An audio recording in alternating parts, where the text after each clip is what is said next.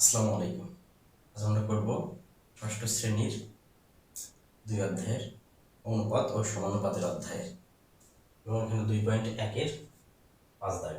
দেখো বলছে নিচের সমতুল অনুপাতগুলোকে চিহ্নিত করো। অতএব আমাদের যে অনুপাতগুলো এখানে দেওয়া আছে এই সবগুলো অনুপাতের ভিতর কোনগুলো সমানুপাত সেগুলোকে বা সমতুল অনুপাত সেগুলোকে আলাদা করতে বলেছে বা চিহ্নিত করতে বলছে কোনগুলো সমানুপাত। দেখো এটা করার নিয়ম হলো সর্বপ্রথম এই যে অনুপাতগুলো দেওয়া আছে এই অনুপাতের একটা সরল অনুপাত বের করা, অর্থাৎ প্রত্যেকটা অনুপাতের সরল অনুপাত বের করতে হবে। এরপর দেখতে হবে কোনগুলো সমতুল। তাহলে দেখো আমরা এখানে প্রথম সরল অনুপাত বের করি।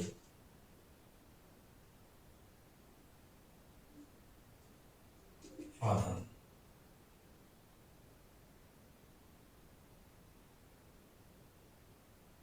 অনুপাতগুলোর সরল অনুপাত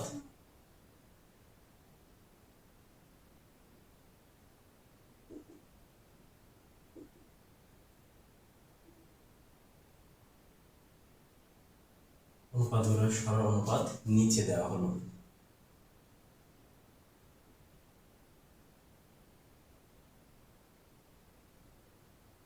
প্রথম অনুপাতটা কি ছিল? 12:18, অর্থাৎ 12:18। দেখো আমরা সব জায়গায় মিলে রাখবো, শুধু ধারাবাহিকতা বজায় রাখবো। এখানে যেহেতু অনেকগুলো অনুপাত আছে, এখানে প্রথমটা হলো 12:18। প্রথমটা 12:18। এই কিভাবে লেখা যায় সরল অনুপাত করার সময়? 12/18। দেখো 3 দিয়ে কাটাকাটি করা যায়। প্রথমে 3 4 12, তাহলে হচ্ছে 4। এখানে 3 6 18, অর্থাৎ 4/6। এটাকে আবার কাটাকাটি করা যায়। 2 দুগুণে 4, 3 দুগুণে 6, 2/3। এর সরল অনুপাত হলো 2:3। এটা হলো এর সরল অনুপাত। একেবারে পরেরটা 6:18। 6:18 এর সরল অনুপাত বের করতে হবে। 6 ইষ্টের কারণে ভাগ 18 ইকুয়াল টু 6 1 6, 3 6 18, 3, অর্থাৎ 1/3 ইকুয়াল টু 1:3। পরেরটা 15:10। 15:10 এখানে 15 ইষ্টের কারণে ভাগ নিচে 10। দেখো এটা 5 দিয়ে কাটে সরাসরি। 3 5 15, 5 2 10, 3/2, তাহলে 3:2। এটা হলো এর অনুপাত। ওকে, এবার তার নাম্বারটা হলো 3:2। এটাকে আর কাটাকাটি করা যায় না, এটাই থেকে যাবে। এই অনুপাতকে পরিবর্তন করা যায় না, ওটা থেকে যাবে।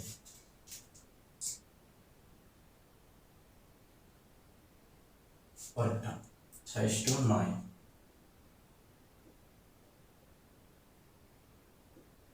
উপরে 6 ইষ্টের কারণে ভাগ নিচে 9। দেখো কাটাকাটি করলে কি হয়? 3 3 9, 3 2 6, উপরে 2 নিচে 3 ইকুয়াল টু 2:3। আচ্ছা, এরপরটা হলো আবার 2:3। 2:3, এটাকেও আর কাটাকাটি করা যায় না, এটাই সরল অনুপাত আকারে আছে। এরপরেরটা 1:3, এটাও সরল অনুপাতে আছে। এরপর আছে 2:6।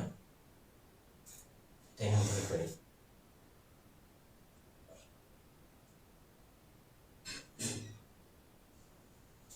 পাশেই করা যাচ্ছে।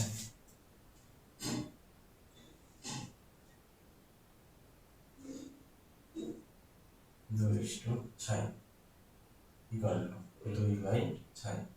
2 1 2, 3 2 6, তাহলে থাকে 1/3 ইকুয়াল টু 1:3। এরপর আরেকটা হচ্ছে 12/18। 12:8 ইকুয়াল টু 12 ইষ্ট করলে ভাগ 8 ইকুয়াল টু 4 দুগুণে 8 3 4 12 3/4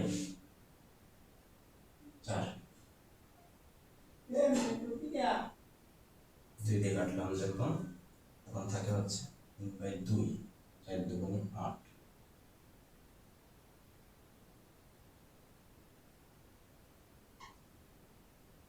ইকুয়াল টু 3:2। এবার দেখো নিচের সমতল অনুপাতগুলোকে চিহ্নিত করো। আমরা জানি যে সমতল শুধু সমতল অনুপাতগুলোকে দেখাতে হয়, এখানে অনেকগুলো অনুপাত দেওয়া আছে, তাহলে সর্বপ্রথম কাজ হলো এদের সরল অনুপাতে রূপান্তর করা। দেখো আমরা প্রত্যেকটাকে এটা এটা এটা প্রত্যেকটা অনুপাতকে সরল অনুপাতে রূপান্তর করেছি। এর তিনটে অনুপাত ছিল এমন যে 3:2 2:3 1:3, এটা সম্পূর্ণ সরল অনুপাতেই দেওয়া ছিল, এই জন্য ওটাকে আর ভাঙানোর প্রয়োজন হয়নি। তাহলে সমস্ত অনুপাতগুলোকে আমরা আগে লিখে নিছি এবং সরল অনুপাতে রূপান্তর করছি। তাহলে কোনগুলো সমতুল অনুপাত সেগুলো আমরা এখানে লিখব। উত্তর খেয়াল করো তো, প্রথম দেখি যে 2:3 আর কোথায় কোথায় আছে 2:3, এটা কোথায় কোথায় আছে। তাহলে আমরা একেবারে এই প্রথম থেকে শেষ পর্যন্ত এগুলো দেখি কোথায় কোথায় 2:3 আছে, সেগুলো আছে সমতুল। প্রথম আছে 12:18, তাহলে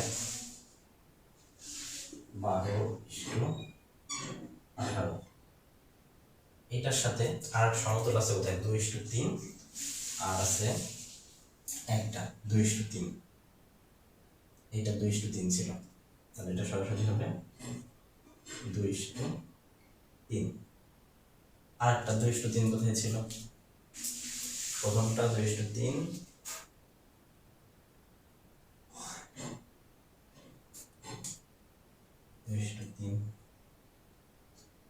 এটা একটা আছে 6:9, 6:9। দেখো এইগুলো সমতুল, এই তিনটা হলো সমতুল।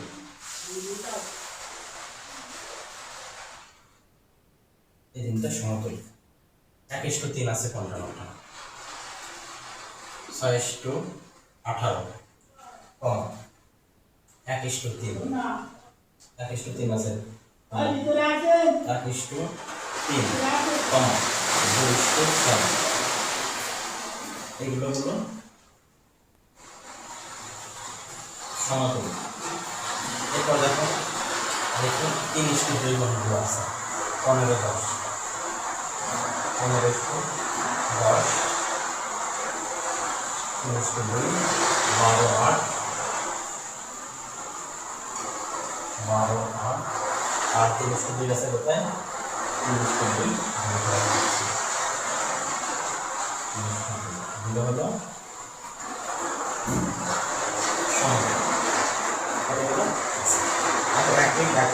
যেগুলো সেগুলোই হলো সমতুল।